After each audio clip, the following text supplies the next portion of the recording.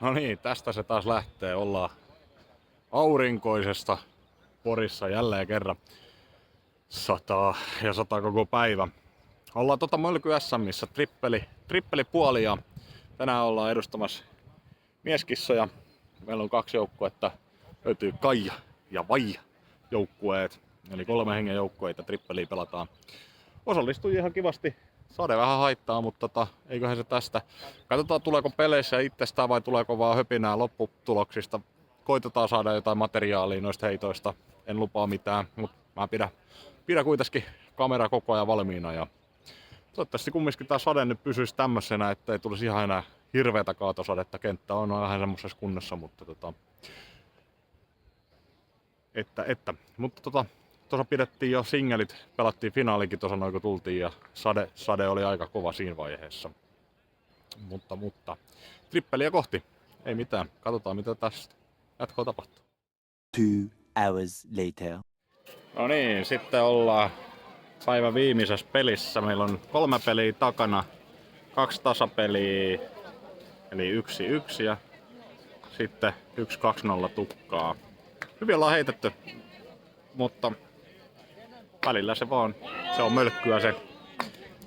Vielä 1 peli, katsotaan mikä tilanne tämän päivän jälkeen ja huomenna sitten varmaan jatkuu 9, eiköhän ne pelit jatkuu taas alkulohkossa. Niin. Toivottavasti, no sade ainakin pitäisi olla hellittänyt siihen mennessä. Tää on vähän tämmöistä heittää tässä sateessa ja sit palikat ei liiku, mutta se on mölkky.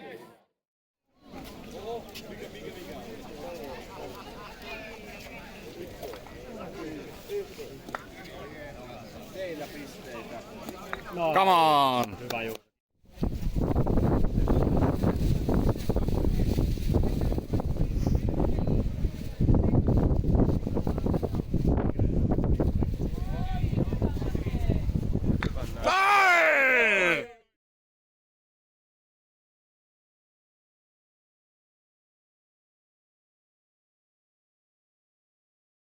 No niin, nyt olisi päivä 2. Päivä 2, sunnuntain päivä. Alkulohto pelattiin jo loppuun. Unohdin ihan kokonaan tehdä videota siitä. Meillä kävi Vai-joukkueen kanssa nyt tänään, että otettiin 2-0 tukkaa ja 1 tasuri. Kokonaisuudessaan lohkomme 6, eli ollaan A-kupissa. Kai-joukkue oli lohkonsa 5, eli 64 parhaan joukossa molemmat joukkueet. Ja tästä lähdetäänkin sitten kuppimaisesti etenemään. Ja tiukkoja pelejä tulee. Meillä tulee meidän lohko 1 vastaan arpaonni tai sijoituksia mukaan se laitettiin kuppiin, niin meillä tulee meidän lohko 1 ja me pelattiin niitä vastaan hyvä peli. Hävittiin se 47-50. Tasasta oli. Saatiin hyvät pikkupisteet siitä. Toivottavasti saadaan vähän lisää klippejä noista onnistuneista heitoista.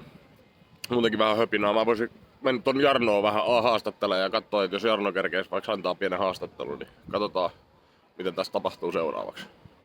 No niin, mulla on tässä Jarno vieressä, saatiin haastattelu tälläkin kertaa. 2 vuotta viimeksi Jarno on haastateltu. Millain taas Porissa SM-kisat, millain viikonloppu mennä?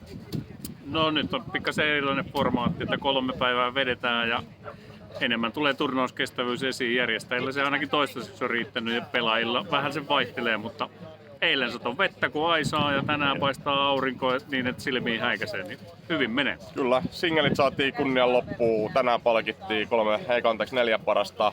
Nyt trippelin kuppi jatkuu, A ja B. Tasasta tulee olemaan hyvät väännöt. 9 kierrosta ainakin, eikö näin ole? Kyllä joo, tosiaan. Ja taso on todella kova. Ja sitten se, että ketä vaan voi voittaa kenen vaan, vaikka aloittelijoita, niin tosi paljon yllätyksiä nähty, mikä on oikeastaan se pelin hienous suola. Ja 1 pelin voi voittaa yllätyksellä, mutta turnausta voittaa vaan taidolla ja osaamisella. Noniin, ei mitään, me jatketaan tästä heittelyitä ja toivotetaan kaikille onnea ja toivottavasti saadaan Poriin lisää näitä tämmöisiä turnauksia, isompia turnauksia. Ei mitään, kiitoksia. Kiitos.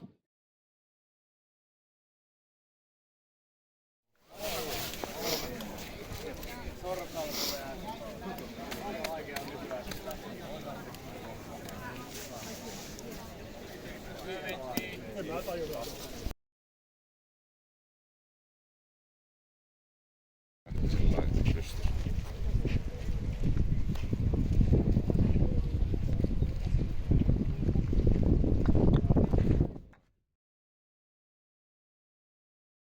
No niin, nyt on kisaviikonloppu taas takana. Pääsin kotiin, niin ihan ensimmäiseksi mä leikkasin nurmikon ja siinä meni taas pari tuntia. Ja nurmikkoleikkuu ohella tuli sieltä tuli puhelu pikkuveljeltä, joka heitti siinä toisessa joukkueessa, Kai joukkueessa, niin oli matkalla Tampereelle, niin kas auto sanoi itsensä irti. Ja no, eipä siinä sitten mitään. Onneksi oli matkaturva hänelläkin. Auto hinattiin läheiselle huoltoliikkeeseen ja oma rakas vaimoni lähti tästä kotipuolelta sitten ajamaan kohti Kiikosten APC:tä, jossa pikkuveli sitten oleili ja no ei mitään, vaimo kävi nappaamassa veljeä ja vei kotiin Tampereelle ja pääsi itse ikäreissulle ja mutta viikonloppu kiteytettynä sadetta, aurinkoa, hauskaa oli, paljon hyviä ihmisiä, ehdottomasti mölkkykansa, mölkkyjoukkueet, niin siellä on lepposta meininkiä. Ehdottomasti suosittelen kaikille, kun näkevät seuraavat SM-kisat, on se sitten trippeliä tai singeliä tai nelipeliä tai duppeliä eli kaksipeliä, niin ilmoittautukaa ihmeessä mukaan. Hauska laji, hyvä tunnelma kisoissa ja mekin niin lähinnä hauskaa siellä ollaan pitämässä, niin ehdottomasti suosittelen. Ja varmasti monessa paikkakunnalla voi olla, että järjestetään ihan tämmöisiä kesäkisoja, niin ehdottomasti mukavaa. Hauska laji ja sopii kaiken ikäisille. Mutta ei kai siinä. Palataan seuraavan videon parissa. Se on moro.